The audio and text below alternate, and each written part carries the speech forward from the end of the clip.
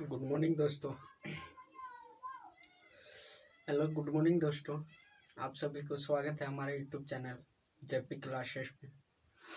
आज मैं आप लोगों के बीच क्लास 7 का पहला चैप्टर इंटीजर्स पूर्णांक के कुछ एक्सरसाइजेज करवाया गया था और उससे आगे का जो थ्योरिकल क्लास है उसको लेकर आया हुआ हूँ।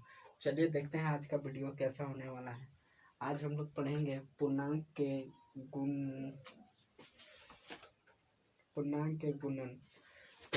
गुणा के बारे में आज हम लोग जानेंगे। इस वीडियो में आज हम लोग बात करने वाले हैं पूर्णांक के गुणा के बारे में। उसके लिए जो जो नियम लगे जाते हैं, जो लगाए जाते हैं, उसके नियम, गुणा के प्रॉपर्टीज, पूर्णांक में गुणा के प्रॉपर्टीज देखेंगे आज का वीडियो में।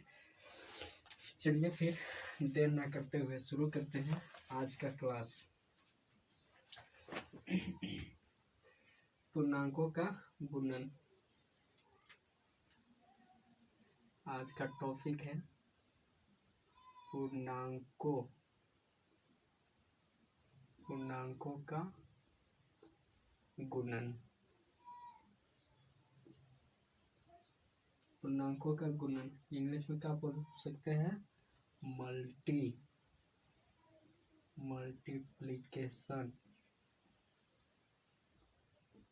मल्टीप्लिकेशन ऑफ इंटीजर्स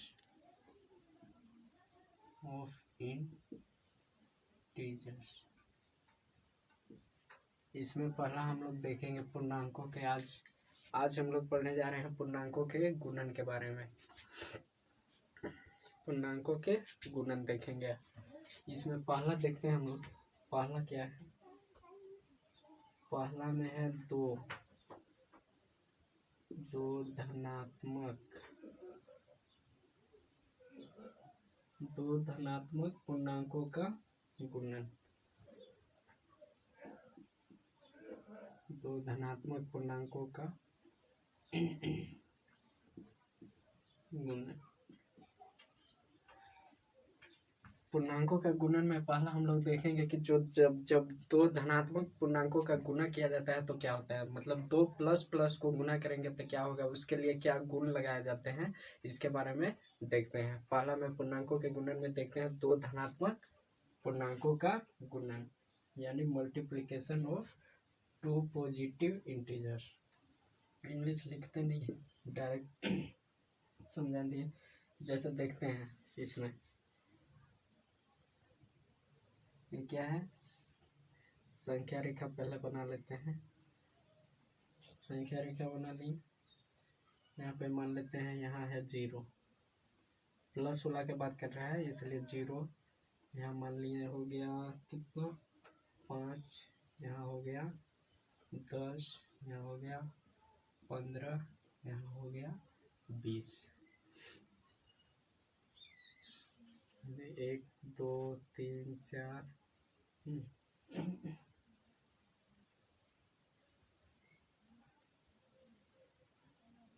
1 2 3 4 5 6 7 8 9 10 11 12 13 14 15 16 17 18 19 20 इतना है दो धनात्मक पूर्णांकों का गुणन। संख्या रेखा पर इतना हम लोग पहले लिख लिए।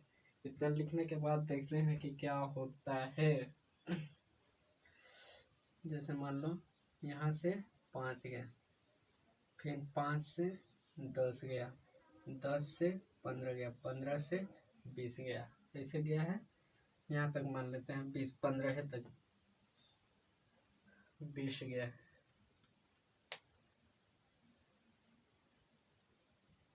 यहाँ तक आ गया।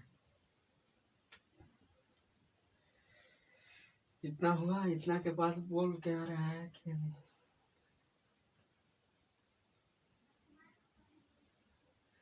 जैसे गुना के 0 से 5 से गुना, 0 से 5 तक गया, फिर 5 से 10, 10 से 15। इस संख्या रेखा से हमें क्या पता चलता है? जैसे कि हम जानते हैं, हम क्या जानते हैं?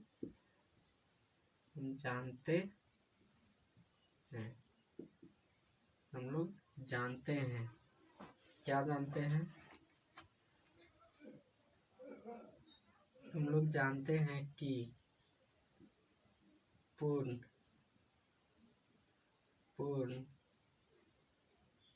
संख्याओं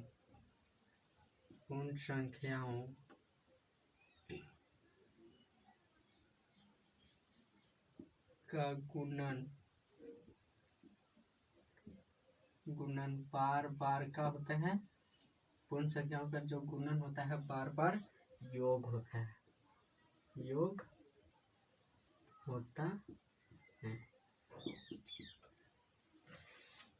हम लोग यही जानते हैं कि जो गुणन होता है वो क्या होता है, बार बार योग। दो धनात्मक पूर्णांकों के गुणन में, जैसे संख्या रेखा पर 5, 0 से 5 गया, 5 से 10 गया, 10 के बाद 15 गया, 15 के बाद 20 भी जितना, 20 के बाद 25, 5 के अंतराल में गुणन हो रहा है। हम जानते हैं कि पूर्ण संख्याओं का गुणन जो होता है, पूर्ण संख्याओं को जो हम लोग गुना करते हैं वो क्या होता है, बार बार योग होता है, उसी संख्या का बार बार योग होता है। जैसे 3 दूना 6 यानी 3 3 6, मतलब जिस धनात्मक पूर्णांक से गुना करते हैं वह पूर्णांक उन लोग का बार बार योग का बराबर होता है। जैसे योग होता है, जैसे 5 से गुना करें, 0 और 5 के गुना करें तब 0 से 5 तक, 5 से 10, 10 से 15, यानी 5 को 3 बार जोड़ेंगे तो भी 15 आएगा। जैसे हमें देख लेते हैं यहाँ 5 + 5 + 5 इक्वल टू कितना आ जाएगा, 15 हो जाएगा। यानी क्या है कि इससे का स्पष्ट क्या होता है कि जो पूर्ण संख्याओं का गुणन होता है उसी संख्या का बार बार योग होता है, बार बार योग होता है। जैसे 5 को 3 बार योग करेंगे तब 15 आ जाएगा, यानी 5 × 3 का गुणन 15, मैंने जो संख्या होता है उसका उसने बार योग बार बार का योग के बराबर होता है।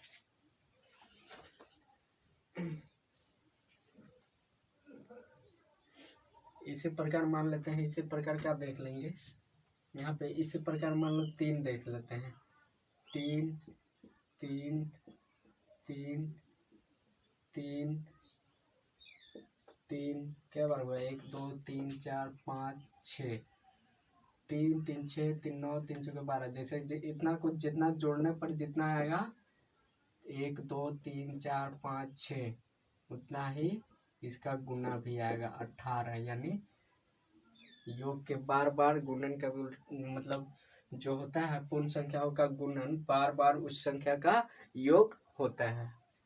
ये हो गया, पहला था दो धनात्मक पूर्णांकों का गुणन। इसमें एक मेन पॉइंट लिखना है, इसको मिटा देते हैं। इसमें मेन पॉइंट एक क्या लिखना है,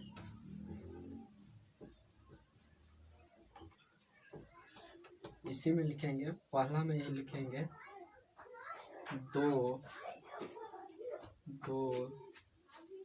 धनात्मक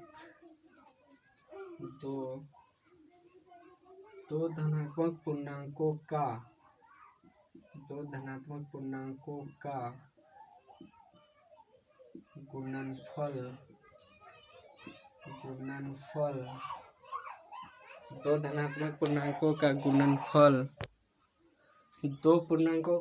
धनात्मक पूर्णांकों का गुणनफल सदैव या हमेशा धनात्मक होता है। सदैव क्या होता है, सदैव एक धनात्मक पूर्णांक होता है, धनात्मक पूर्णांक होता है। एग्जाम्पल में देख लेंगे, जैसे 5 ये भी क्या में है, धनात्मक में है, गुणे 3 क्या आ गया 15, ये भी क्या आ गया धनात्मक, यानी इससे निष्कर्ष इससे क्या निकलता है कि दो धनात्मक पूर्णांकों का गुणन में क्या होता है कि जब दो धनात्मक पूर्णांकों को गुणा किया जाता है तो हमेशा एक धनात्मक पूर्णांक प्राप्त होता है। इससे यही स्पष्ट होता है कि जब दो प्लस को एक साथ गुना करेंगे तो एक प्लस का अंक आएगा। जैसे 5 × 3 5 दिया 15, 6 × 3 मतलब 6 भी है प्लस धनात्मक है और 3 भी धनात्मक है, तो एक धनात्मक पूर्णांक ही प्राप्त होता है। ये था पहला में 2 धनात्मक पूर्णांक के गुण में। अब दूसरा देखते हैं, आगे देखते हैं आगे क्या होते हैं।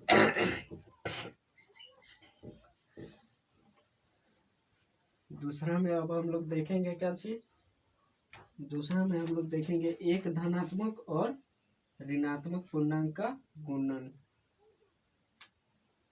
दूसरा देखेंगे एक धनात्मक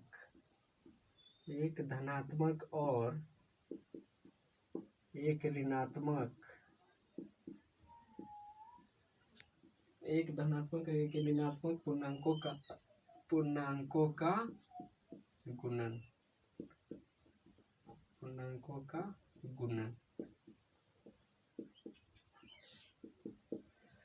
इसमें क्या होते हैं, एक धनात्मक पूर्णांक लेंगे, एक ऋणात्मक पूर्णांक, उसका गुणन देखते हैं। इसमें भी संख्या रेखा बना लेते हैं। यहाँ पे मान लिया क्या हो गया, यहाँ 0 है, यहाँ -5 हो गया, -10 हो गया, -15 हो गया, -20 हो गया, -20 हो गया, -20 हो गया, इतना हो गया। अब देखते हैं इसमें करना क्या है। जैसे मान लेते हैं क्या चाहिए, -5 को जोड़े, फिर -5 जोड़े, कहाँ तक, इसमें कहाँ तक जाना है, इसमें भी कहाँ तक, 20 तक, इसमें 20 तक जाना है। यहाँ आ गया, यहाँ आ गया, यहाँ तक जाना था।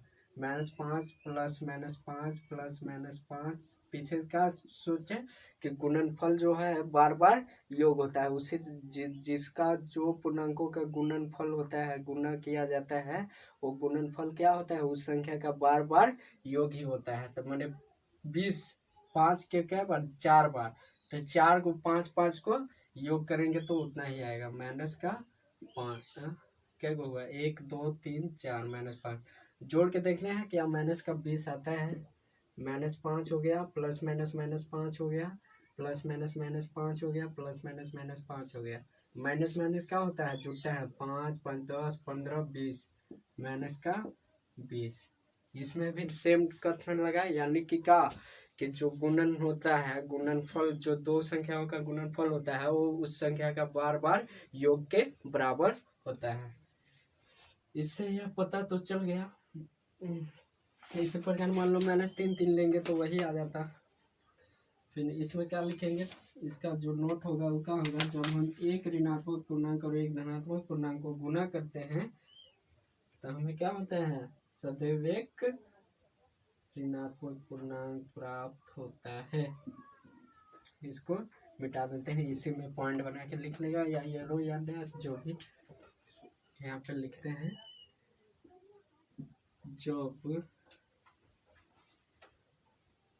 जब हम एक धनात्मक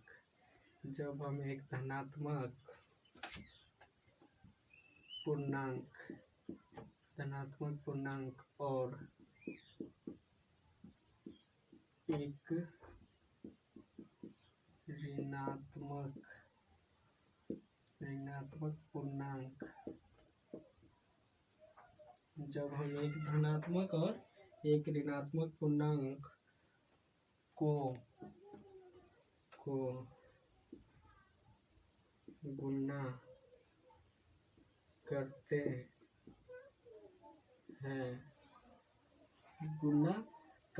हैं तो हमें हमेशा या सदैव हमेशा एक क्या प्राप्त होता है, एक ऋणात्मक पूर्णांक प्राप्त होता है, हमेशा एक ऋणात्मक पूर्णांक प्राप्त होता है। जब हम एक धनात्मक पूर्णांक और एक ऋणात्मक पूर्णांक को गुना करते हैं तो हमें क्या प्राप्त होता है? हमेशा एक ऋणात्मक पूर्णांक ही प्राप्त होता है। हमेशा एक ऋणात्मक पूर्णांक ही प्राप्त होता है। यहाँ तक हो गया। एग्जाम्पल देख लेते हैं। जैसे इसके लिए सूत्र क्या बन जाएगा? इसके लिए सूत्र हो जाएगा, अर्थात में सूत्र क्या हो जाएगा कि a गुने माइनस b बराबर माइनस a गुने b बराबर क्या हो जाएगा? या इतना बराबर क्या हो जाएगा? माइनस a गुने b। ये सूत्र हो जाएगा। एग्जाम्पल में जैसे देख लेते हैं। एग्जाम्पल डायरेक्ट देख लेते हैं, उतना बैठाएंगे नहीं। जैसे एक वो माइनस का 5 ले लिए, एक 3 ले लिए। एक ऋणात्मक है, एक धनात्मक है। माइनस का 15 यानी इस पे आ जाएगा। जैसे 6 लिए और माइनस का 8 लिए, माइनस का 48। ये हो गया। दूसरा था एक धनात्मक और एक ऋणात्मक पूर्णांकों के लिए। तीसरा देखते हैं, दो ऋणात्मक पूर्णांकों के गुणन। हो गया ये।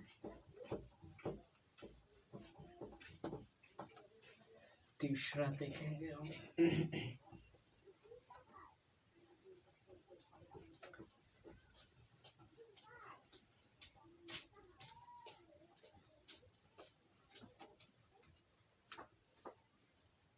तीसरा में किसका दिया है? दो ऋणात्मक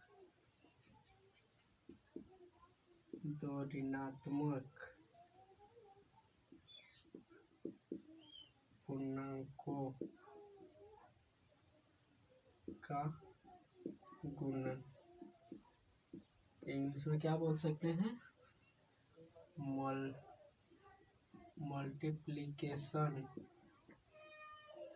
मल्टीप्लिकेशन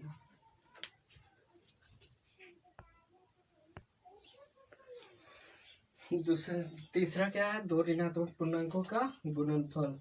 यानी क्या चाहिए? मल्टीप्लिकेशन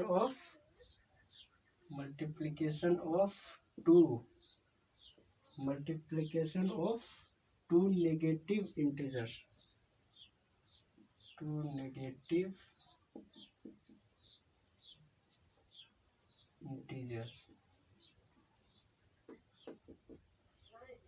इसको में क्या होता है? इसमें डायरेक्ट लिख लेंगे कि जब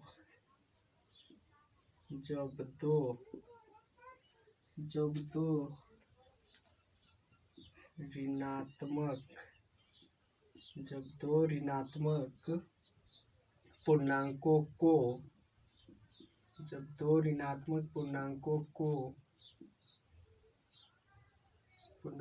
को क्या किया जाता है? गुना करते हैं तो हमें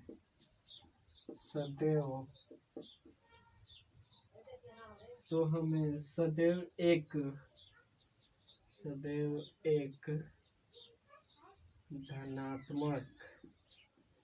धनात्मक पूर्णांक प्राप्त होता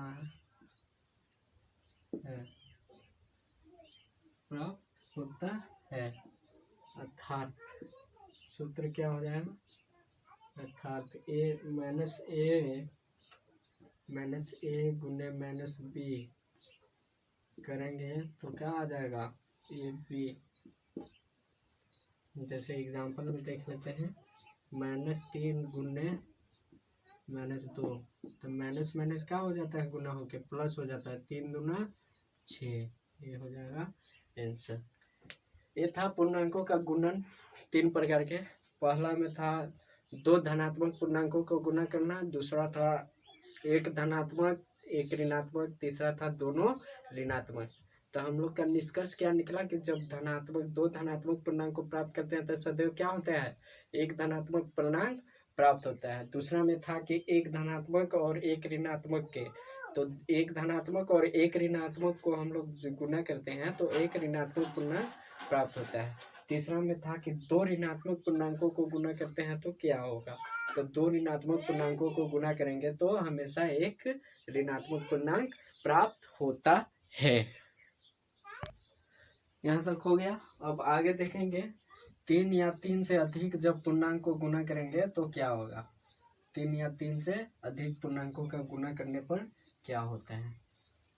ये था पूर्णांकों का मल्टीप्लिकेशन ऑफ इंटीजर्स, यानी पूर्णांकों का गुणन। अब देखते हैं आगे 3 या आगे देखते हैं 3 या अधिक 3 या 3 से अधिक ऋणात्मक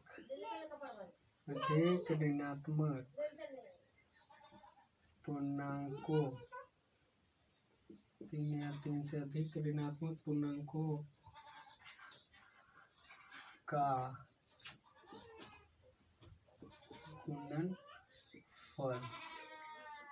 गुणनफल यानी मल्टीप्लिकेशन ऑफ 3 और मोर नेगेटिव इंटीजर्स। ये है 3 या 3 से अधिक पूर्णांक का गुणनफल करेंगे तब क्या होगा। मतलब तीन रहेंगे, 3 ऋणात्मक 3 धनात्मक या उससे अधिक धनात्मक या ऋणात्मक, इन लोगों को गुणा करेंगे तो क्या आएगा, इसके बारे में जान लेते हैं। तो पहला में देखेंगे ए, इसका ए देखेंगे। दो धनात्मक पूर्णांकों के गुणनफल क्या होते हैं। दो धनात्मक पूर्णांकों का गुणनफल, दो धनात्मक पूर्णांकों का गुणनफल एक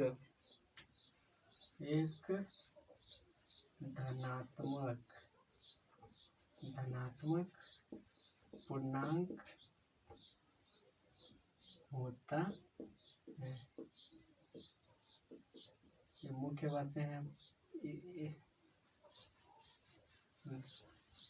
पूर्णांक होते हैं। एग्जाम्पल में देख भी सकते हैं, ऐसे बता दिया गया है। जैसे 2 4 आ गया क्या, 8, ये भी धनात्मक है। जैसे मान लेते हैं 5,6, ये दोनों भी धनात्मक है। जो गुणा करके आया ये भी धनात्मक है। बी देखेंगे, बी क्या होगा। बी में बोल रहा है कि 3 ऋणात्मक पूर्णांकों के गुणनफल एक ऋणात्मक पूर्णांक होता है। जैसे 3 ऋणात्मक पूर्णांकों का गुणनफल, 3 ऋणात्मक का गुणनफल एक ऋणात्मक पूर्णांक होता है। जब 3 गो ऋणात्मक पूर्णांकों को आपस में गुणा किया जाएगा तो एक ऋणात्मक पूर्णांक प्राप्त होगा। जब 3 ऋणात्मक पूर्णांकों को एक साथ गुणा किया जाएगा तो हमें एक ऋणात्मक पूर्णांक प्राप्त होगा। एग्जाम्पल देख लेते हैं। जैसे एग्जाम्पल में छोटा छोटा ही लेकिन समझा दे रहे हैं। -2 गुणे -2 2 दूना 4, ये क्या हो गया, प्लस में हो गया। अब माइनस का 2 हो गया। माइनस माइनस प्लस होता है गुना होने पर, तो 2 दूना 4, ये माइनस का 2, यानी क्या हो जाएगा, 4 दूना 8, यानी -8। सी देखते हैं। 4 ऋणात्मक पूर्णांकों के गुणनफल क्या होगा, एक धनात्मक पूर्णांक होगा। 4 ऋणात्मक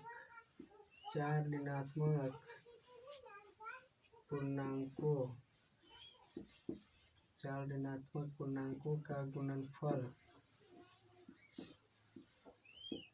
गुणनफल एक धनात्मक पूर्णांक होता है। एग्जाम्पल को देख लेते हैं। 4 को ऋणात्मक लेकर -3 गुने -3 गुने -3 गुने -3, ये प्लस हो जाएगा, ये भी प्लस हो जाएगा। 3 तिया 9 हो गया। फिर ये भी देखो 3 तिया 9 हो गया, प्लस प्लस 9 9 81, 3 तिया 9, ये 3 तिया 9 9 9 81, यानी 4 ऋणात्मक पूर्णांकों को एक साथ गुणनफल किया जाएगा तो हमेशा क्या आएगा, एक धनात्मक पूर्णांक प्राप्त होगा। ये था सी। अब डी देखते हैं।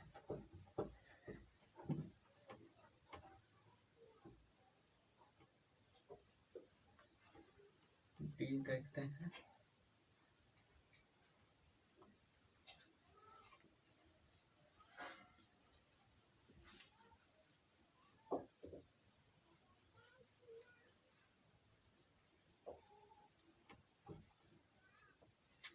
डी में है 5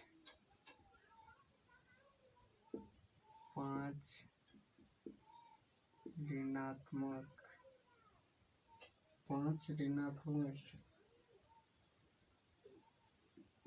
पूर्णांकों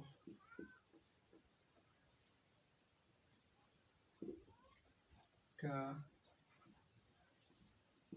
गुणनफल, 5 ऋणात्मक पूर्णांकों का गुणनफल हमेशा क्या होगा, 5 है तो हमेशा एक ऋणात्मक पूर्णांक होता है। 5 ऋणात्मक पूर्णांकों का गुणनफल हमेशा क्या होता है, एक ऋणात्मक पूर्णांक होता है। एग्जाम्पल देख लेते हैं। 5 को ले लेते हैं 2 -2 -2 -2 -2, 2 दूना 4 प्लस हो गया, 4 दूना 8 माइनस हो गया, 4 दूना 8 प्लस हो गया, प्लस माइनस माइनस हो जाएगा, यानी 2 दूना 4, 4 दूना 8, 8 दूना 16, 16 दूना 32। कैसे ये हो गया, ये प्लस हो जाएगा 4, ये भी प्लस हो जाएगा 4। अब यहाँ पे है 1 माइनस का 2 बच गया, 4 चौका 16 गुने -2, 16 दूना क्या हो जाएगा माइनस का 32, यानी हमेशा माइनस होता है। ये हो गया डी था। अब देखते हैं ई में। इससे अगला 6 ऋणात्मक पूर्णांकों का क्या हो जाएगा,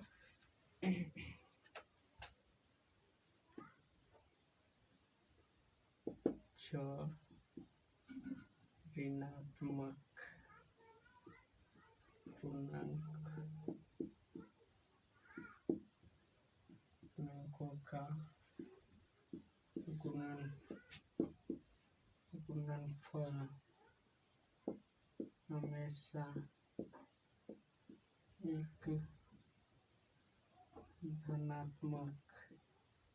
एक धनात्मक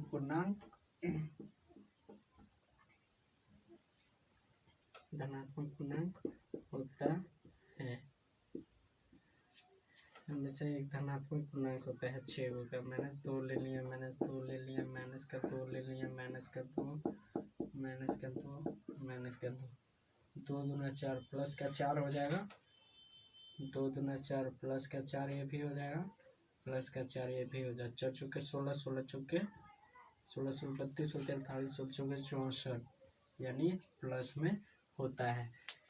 जितना भी अभी 5 गुणधर्म लिखवा है, इससे निष्कर्ष क्या निकल रहा है कि जब विषम संख्या में ऋणात्मक संख्याएं होगी, जब विषम अंकों के ऋणात्मक संख्याओं को एक साथ जोड़ा जाएगा तो परिणाम क्या आएगा, ऋणात्मक आएगा, और अगर सम ऋणात्मक को जोड़ा जाएगा तो परिणाम धनात्मक आएगा। इससे निष्कर्ष यही निकल रहा है। तो अर्थार्थ में लिख लेंगे, सभी का एक जगह अर्थार्थ हो जाएगा। मेरा बोर्ड छोटा है इसलिए मिटा के लिख रहे हैं, आप लोग के एक ही पास हो जाएगा तो अच्छा दिखेगा।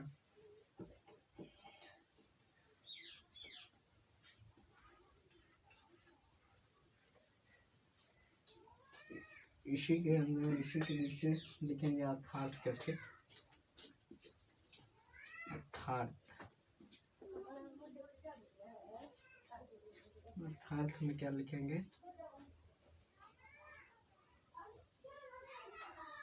अर्थात में जब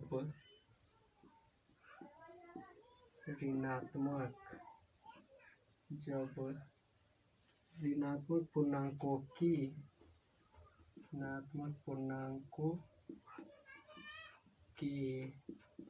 जब ऋणात्मक पूर्णांकों की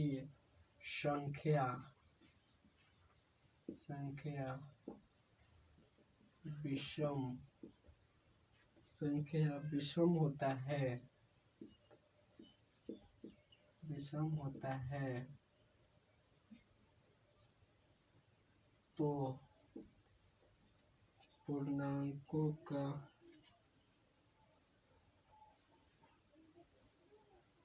जब ऋणात्मक पूर्णांकों की संख्या विषम होता है तो पूर्णांकों का गुणनफल हमेशा क्या होता है? ऋणात्मक होता है। यह हो गया।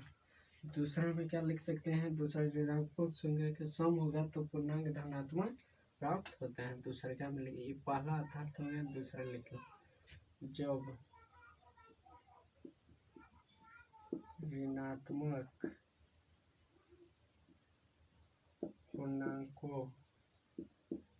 ऋणात्मक पूर्णांकों की संख्या सम होता है तो पूर्णांकों का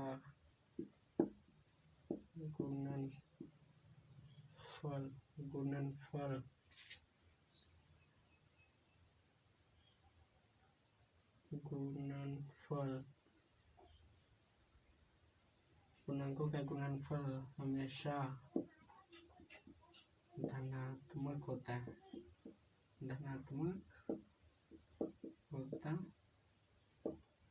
है। जो पांचों प्रॉपर्टीज लिखाया गया उससे यह निष्कर्ष होता है कि जब ऋणात्मक संख्याओं की संख्या विषम होगा तो ऋणात्मक प्राप्त होगा, और जब ऋणात्मक संख्याओं की संख्या सम होगा तो धनात्मक प्राप्त होगा। चलिए अब आगे की ओर बढ़ते हैं। पूर्णांकों के गुणन के गुण को नेक्स्ट क्लास में बताया जाएगा, ताकि वीडियो ज़्यादा लंबा हो जाएगा। ज़्यादा लंबा वीडियो फिर कोई मतलब एक साथ इतना थ्योरिकल क्लासेस नहीं संभव नहीं हो पाता है, इसलिए आगे का वीडियो इससे नेक्स्ट क्लास में इसके आगे का थ्योरिकल होगा। उसके बाद इसका एक्सरसाइजेस करवाया जाएगा। थैंक्स आप सभी लोगों को। इस तरह ही मेरा सपोर्ट करिए और मेरे यूट्यूब चैनल को सब्सक्राइब करें।